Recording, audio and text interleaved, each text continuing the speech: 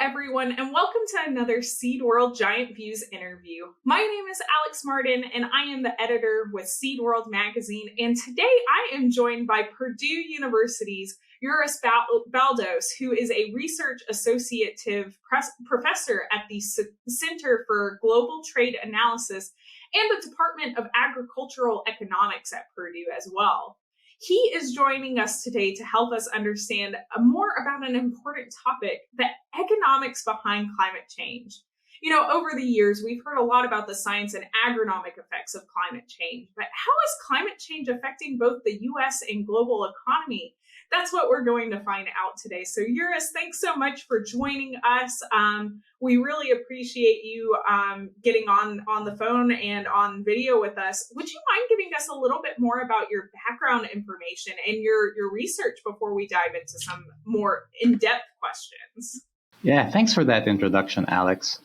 So my background would be in agricultural economics, and I specialize in using computer models of the agricultural sector and economy-wide modeling in order to see the economic impacts of climate change. So we looked into how changes in crop yield would affect GDP in different countries. Recently, we also looked into like the labor impacts of climate change. And I'm also interested in terms of looking at the economic impacts of investments in agriculture, how that affects long-run agricultural productivity, which would then have an impact on the global economy. And then finally, I've also worked on how changes in ecosystem services and biodiversity, for example, crop pollination, how would that affect the global economy and so on. So yeah, I've been tackling with these issues and trying to relate that into the economic impacts. Perfect. Thank you so much, Uris. Let's start with a broad overview. What have you been seeing in terms of economic consequences concerning climate change in the U.S.? And then what have you been seeing globally as well? Yeah, so in general, most of the climate change impacts, both in the U.S. and globally, it's really related to a few things. You have impacts in terms of housing and real estate properties. We've seen that in terms of the flooding, and I think this week, wherein you'll have like a hurricane that's going to affect Florida. So those typically would have an effect in terms of increasing water damages, and you'll see damages in terms of roads and so on. And then another way it's affecting is also through power grids. So I think it was like last year in Texas, wherein they had this huge, they essentially had like a snowstorm in Texas, wherein they typically don't experience that. And their energy infrastructure and water infrastructure are not really equipped to handle these. And with that freeze, it knocked out the whole energy system in that several cities, and a lot of families are affected. So those are typically the effects of climate change that we see, and we see the actual dollar values. And of course, in agriculture, if you have droughts, and we've seen a lot of droughts and flooding in the Midwest, those would have a direct impact in terms of the amount of crops that you could harvest. And then more recently, I think in the parts of the world wherein you have flooding, like in South Asia, this year they had a huge flooding in Pakistan, and you could actually see the scale of it when you look at the satellite imagery. So those typically those extreme events would result in loss of life, loss in terms of infrastructure and so on. So those are the general things that we see in terms of quantifying these impacts, damages in infrastructure and damages in crop and livestock output. No, that makes a lot of sense, and I think you're right, because I know from what I've heard this year, we are facing, right as we start harvest, a tail end of a drought in certain areas that could affect yield. So I think you're right that there are a lot of different effects that can have on agriculture as well. Let's talk a little bit more. So you mentioned this in your background, I think, but how can you look and determine how climate change is affecting and going to affect the economy? I know you mentioned you had some modeling that you could do, but how do you kind of do that predictions? Yeah, that's a good question. So that we'll be a lot more aware of how these things are, I guess, calculated.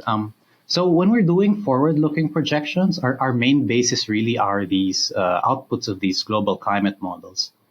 So think about these models are like a series of complex equations that try to describe the Earth's climate system. And typically they do it like in a fine scale resolution. So dividing the world into tiny little grids and have these equations being represented for each of those grids. And then they also try to do like backcasting to see whether they can predict the temperature and precipitation that's been historically observed, given the assumptions that they had in these models. And then once they have these backcasted, they also do the forward-looking projections. Now, when they do forward-looking projections for these climate models, they have some assumptions on how population will grow into the future, how incomes will grow, what food are being consumed, and how the economy is going to go in the future. And typically they have like several of these scenarios. So they don't have like one scenario that they assume is that's going to be the path of the world in the future. They have like multiple assumptions. So for each of those scenarios, they'll generate a set of future changes in temperature and future changes in precipitation. And those outputs of the climate models can be fed to, let's say, flooding models. So if you have information on how precipitation would increase in the future, you put that in the flooding model, and then you could link it to the economy-wide model so that you'll get the dollar damages in terms of the increased flooding into the future. And in my work, we've tried to link it with the crop models. So again, these models, you have mathematical representation on how corn will be affected by changes in precipitation and temperature and also farm management practices. So if you plug in the climate outputs on those crop models, you'll get changes in yields. So either yields will be going up or going down because of extreme weather events or increased precipitation. And then we plug those yields into the economy-wide models to get the dollar value.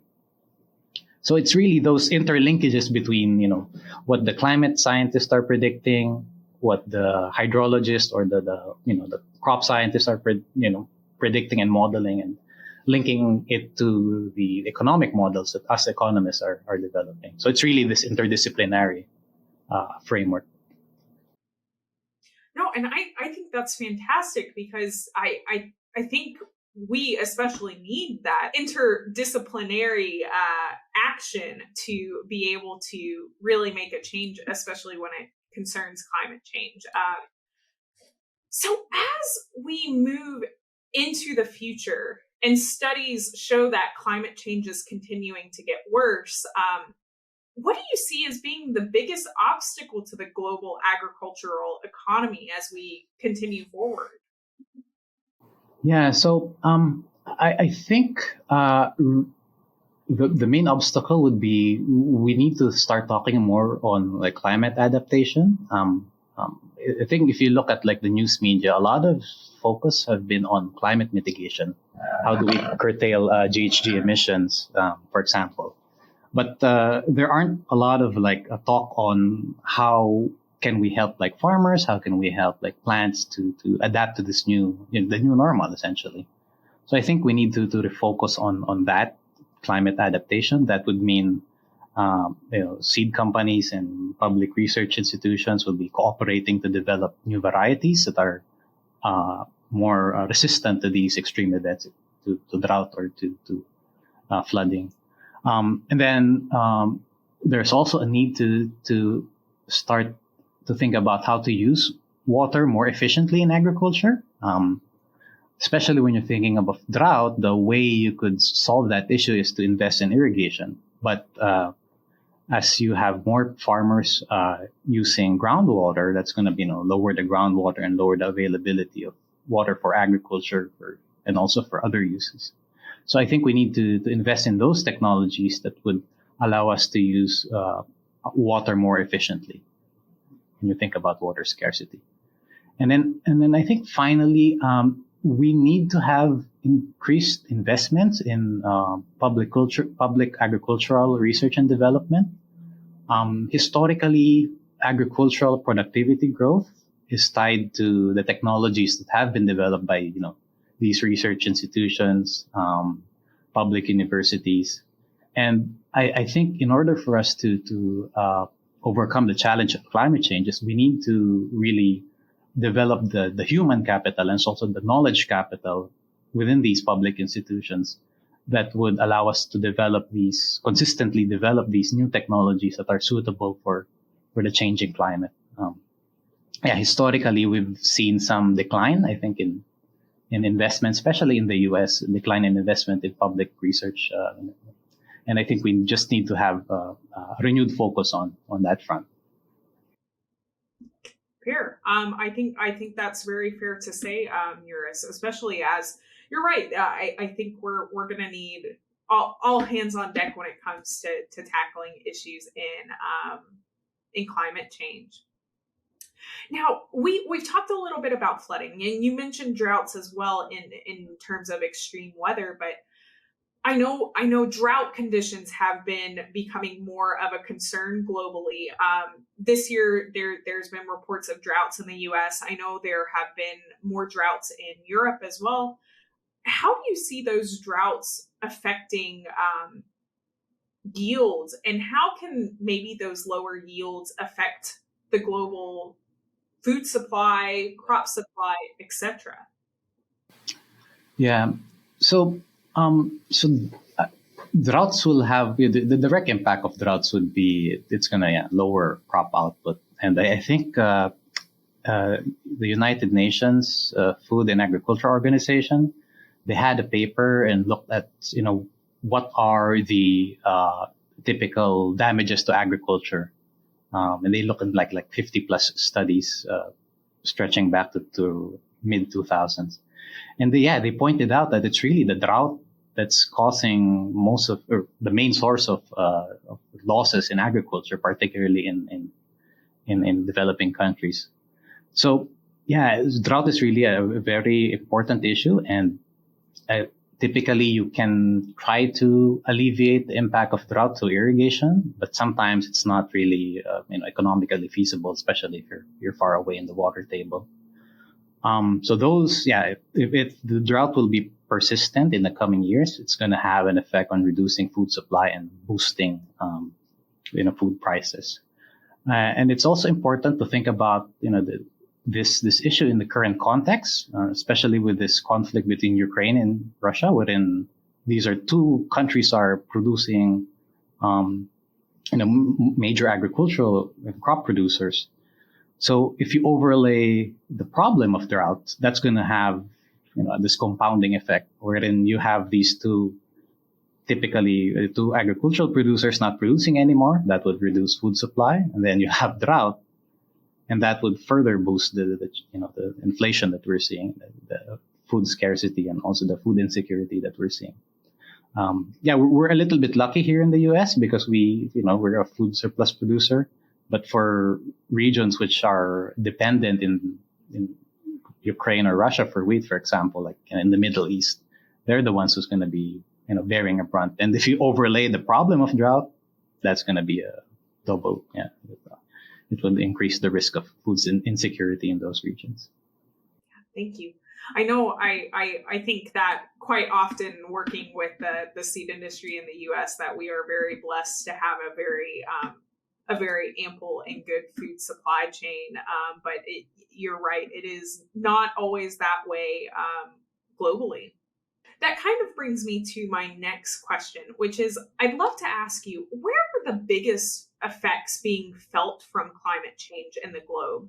You've brought up a couple of different areas that might experience more hardships than the U.S., but where are some other areas that might be feeling the effects a little bit harder? Yeah, so I think regions which you typically see being hit by hurricanes and typhoons, those are the regions which are going to be, more adversely affected by climate change, because they're predicting, in the future, you have hurricanes and typhoons, which have lots more precipitation. So that would be more flooding damages and also stronger winds. So again, it's going to be like parts of the East Coast in terms of the U.S. and then in the rest of the world, parts of Southeast Asia and so on, and also South Asia, where in India and Pakistan. And then another like region would be those regions which are near the coasts. We know that climate change is driving sea level rise, so these tend to coincide. And then, if you have these low-lying coasts which are more exposed to water, that would result in losses in terms of livelihood and also property damages.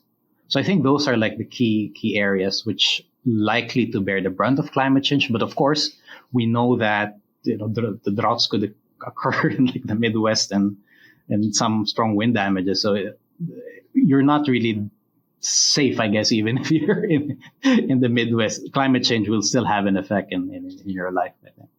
I think that's a great point to make, that it's just no matter where you are, you're still going to feel an effect. It just might not be as drastic. My last question for you today is just, do you see any way that seed companies can jump into the fray and help mitigate concerns?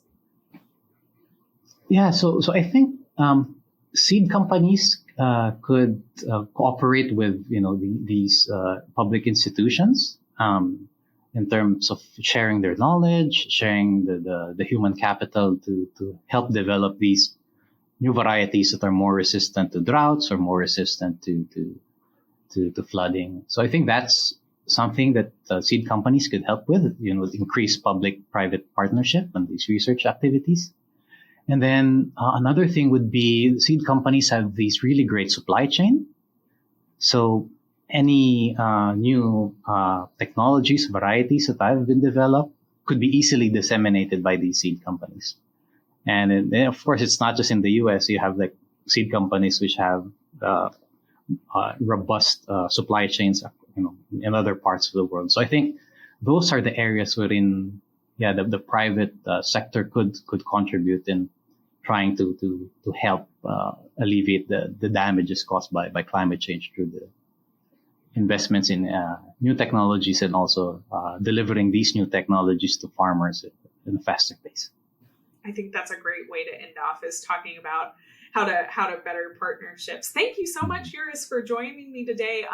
For everyone at home, I hope you learned something of value about climate change, economics, and the way we can potentially help mitigate some economic concerns as they develop. But stay tuned for some more Giant Views, and we'll talk soon. Thanks, everyone. Thank you.